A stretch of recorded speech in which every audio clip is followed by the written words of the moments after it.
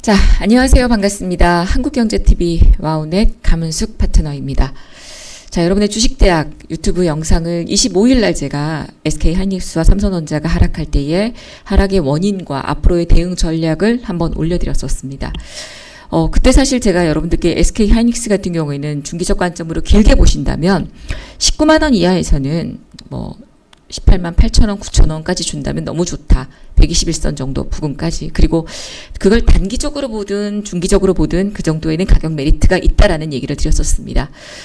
자, 오늘 우리가 공부할 주제는 국내 반도체 미우놀이인가? 라는 제목으로 여러분들과 한번 반도체 업종에 대해서 공부를 해보겠습니다.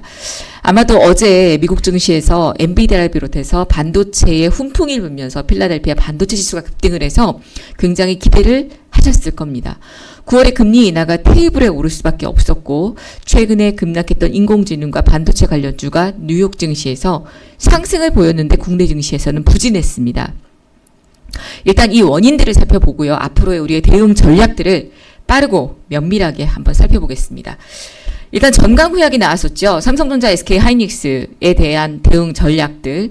자, 이런 가운데 그 하락했던 미증시와 디커플링을 볼 수밖에 없었던 반도체 하락 이유를 살펴보겠습니다. 첫 번째는 미국이 대중국 반도체 추가 통제 조치를 발표할 것이다라는 소식이 나오면서 삼성전자와 SK하이닉스의 주가가 힘을 받지 못했습니다. 중국 기업의 고대 역폭 메모리 HBM을 공급하지 못하도록 하는 규제를 발표할 것이다 라는 소식에 투자 심리가 약화됐고요. 그리고 그런 가운데 삼성전자와 SK하이닉스가 미국 반도체 기업의 주가에 비해서 많이 못 오르고 있죠. 중국의 HBM 관련 규제 등에 대한 리스크에 노출이 돼 있다 보니까 아무리 수출이 좋아도 지금 주가가 빠르게 회복되지 못하고 있는 그런 부족한 상황입니다. 이번에 발표됐던 30날 발표됐던 이 수출입 지수에도 보시면 진짜 삼성전자를 비롯해서 이 575억 달러로 지난해 같은 기간에 비해서 14%가 수출이 늘어났습니다. 그런 가운데 7월 수출이 역대 두 번째로 높은 수치고 특히 반도체를 비롯해서 석유화학, 바이오 15대 주력 수출품 가운데 11개 품목의 수출이 증가됐습니다. 상반기에 주목을 받았던 흐름, 라면 수출액도 크게 증가가 됐거든요. 자, 이렇게 수출입 지수가 오름에도 불구하고 국내 증시에 반도체가 못 오르고 있는 요인들. 일단 면밀하게 좀 살펴보면요.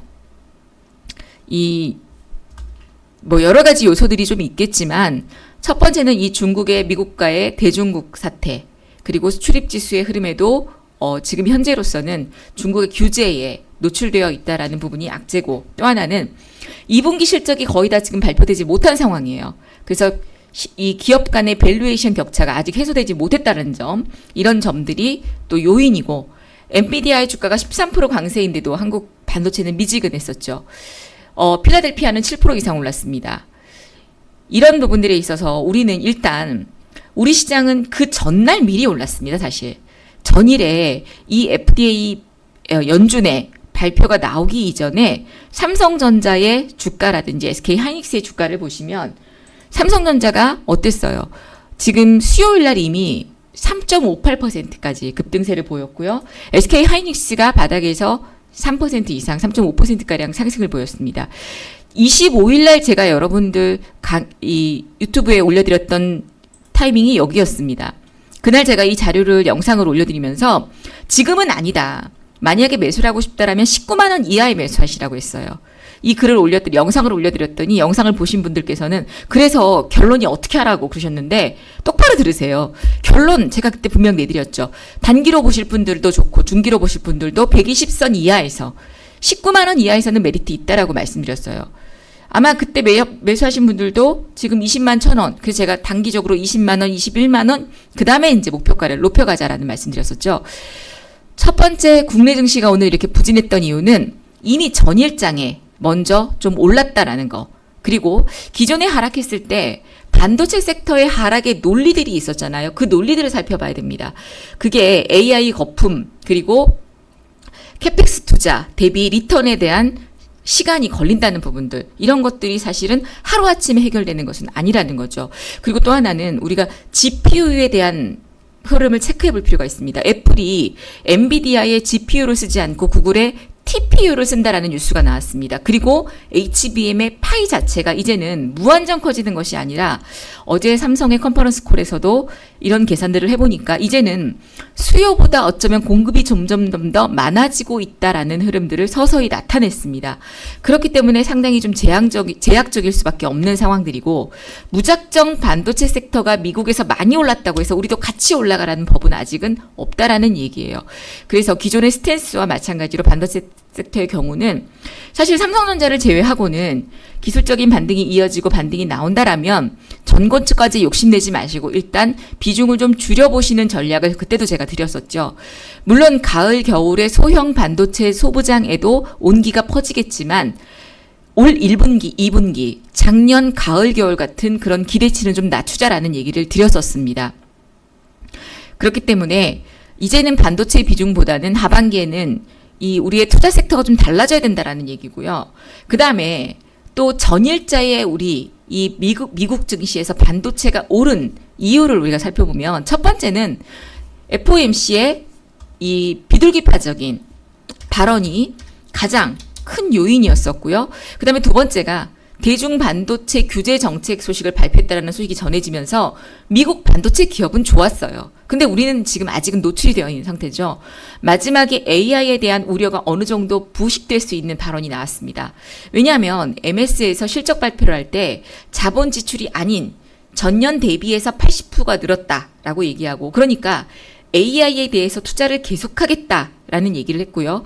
또 하나가 메타에서도 마찬가지였습니다. 자본 지출을 가이던스를 350억 달러에서 370억 달러로 쓰겠다라고 발표했습니다. 그러니까 AI에 대해서 투자를 계속하겠다라는 거고요. 또 AMD 같은 경우도 AI의 가속기를 더 많이 만들 수 있을 것이다.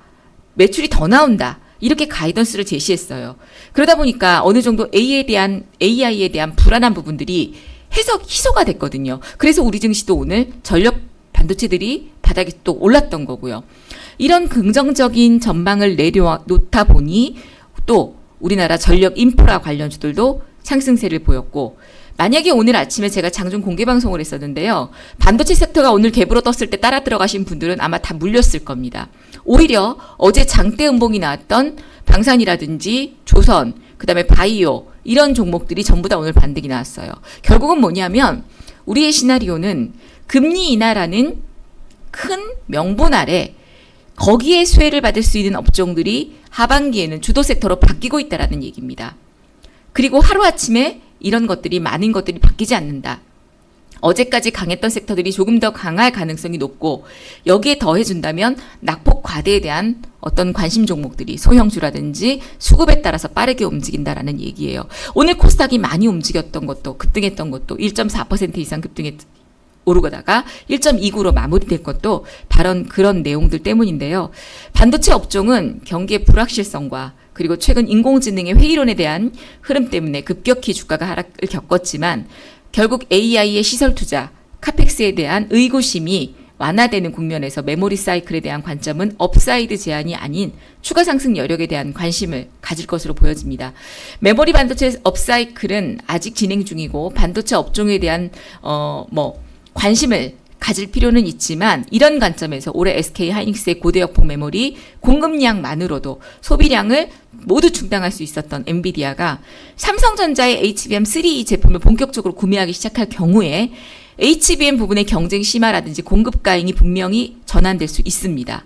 그래서 현재 경쟁적으로 가속기 반도체를 확보 중인 미국과 중국 빅테크 업체들의 비용의 증가, 그리고 AI의 매출의 저조, 재고 증가, 경기 둔화 이런 이유로 내년부터는 반도체 흐름들이 올 겨울부터는 조금 줄어들어야 되지 않을까. 높은 수요에도 불구하고 현재 시장에서는 높은 기대치를 하회할 수밖에 없는 그런 원인이었다라고 보여집니다. 그래서 여러분들께 지금 반도체 흐름들과 함께 말씀을 좀 드린다면, 저는 SK 하이닉스, 삼성전자는 고무적이라고 생각합니다. 특히나 삼성전자는 지금도 메리트가 있다라고 보여져요. 그 외에 반도체 업종들 같은 경우에는 만약에 여기서 기술적 반등이 이어지면서 반등 그림들이 이어져서 한미반도체 같은 경우는 60일선 언저리 정도, 그 다음에 이수페타시스나 TSI 그다음 STI, PSK 홀딩스 이런 종목들은 반등이 좀 나오면서 지금 STI 같은 경우는 241선까지 깬 상태예요. 반등이 이어진다라면 그때는 저는 추가적인 어떤 메시지 매수보다는 비중을 좀 줄이시는 전략들이 필요하지 않을까라고 보여지고요. 오히려 저는 반도체를 하고 싶으시다라면 삼성전자 쪽에 주력을 하시는 게 더 낫지 않을까라는 고민을 해봅니다. 그리고 하반기에 우리 미오노리 새끼인 국내 증시의 반도체는 이러한 이유들 때문에 하락할 수밖에 없는 요인이었고 시간을 거듭하면 거듭할수록 수요보다는 공급이 많아지고 있기 때문에 그런 부분에 있어서 분명히 나중에는 재고 물량이 쌓일 수 있다는 얘기입니다. 그게 이제 아마 올 가을 겨울 내년 1분기 정도 시점이 될 것으로 보여지는데요. 그런 관점에서 하반기에는 분명히 금리 인하라는 타이틀과 함께 주력 섹터들의 우리가 투자할 섹터들의 변화가 생긴다라는 걸 감지하시면 좋을 것 같고요. 자, 그런 의미에서 여러분들께 오늘 제가 정말 선물을 하나 준비를 했습니다. 그 선물이 뭐냐면 지금 바로 여러분들이 무료 신청을 하시고요. 가문숙의 전업투자 성공기 차트의 정석 지금 이 화면에도 나가고 있는데요. 20년간의 투자 노하우를 배울 수 있는 이런 것들을 여러분들이 무료로 좀 받아가시면 좋을 것 같고요. 그리고 또 하나는 이제 전성기가 오픈을 했습니다. 쿠폰 캐시도 사용 가능하시고 제가 이제 전업투자반과 또 투잡 직장인들 반을 대상으로 해서 1, 2단계 2주에 걸쳐서 차트 캠프를 실시할 예정입니다.